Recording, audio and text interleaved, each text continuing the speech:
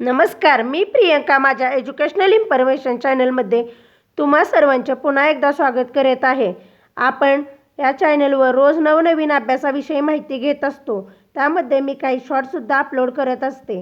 त्यामध्ये अभ्यासाविषयी काही टिप्स असतात, त्या तुम्ही पाहत जावा व मी रोज टाकलेले व्हिडिओसुद्धा पाहत जावा. ज्यांनी कोणी माझ्या चॅनलला लाईक किंवा सबस्क्राईब केले नसेल त्यांनी करून घ्या. आज पाहणार आहोत मराठी निबंध पाऊस संपावर गेला तर चला, मी आता निबंध वाचत आहे. जून महिना संपत आला होता तरी पावसाचा पत्ता नव्हता. पावसाविषयीचे सर्वांचे अंदाज खोटे ठरले होते. सर्वजण आतुरतेने वाट पाहत होते. अरेच्छा, पाऊस संपावर गेला की काय? खरोखर आजचे युग हे संपाचे युग. लोक आपल्या मागण्यांसाठी संप करत असतात, पण पावसाने संप केला तर माणसांचे फार हाल होतील. पावसावर माणसांचे जीवन अवलंबून आहे. पाऊस पडला नाही तर शेते पिकणार नाहीत. नदी नाले कोरडे पडतील, विहिरी आटून जातील, पिण्यासाठीही पाणी मिळणार नाही.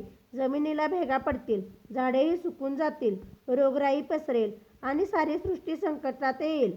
पाऊस संपावर जाण्याचे काय बरे ठरवेल? त्याच्या असे काय बरे मागण्या असतील? बरोबर आहे, सध्या माणसाने निसर्गाचे समतोल बिघडून टाकला आहे. प्रदूषण वाढले आहे. माणसाने विलक्षण जंगलतोड चालवली आहे. तर पाऊस संपावर जाण्याचे ठरवत नसेल ना? नको, अशी कल्पना देखील करणे चुकीचे आहे. तर आता मी पाऊस संपावर गेला तर हा निबंध तुम्हाला वाचून दाखवला.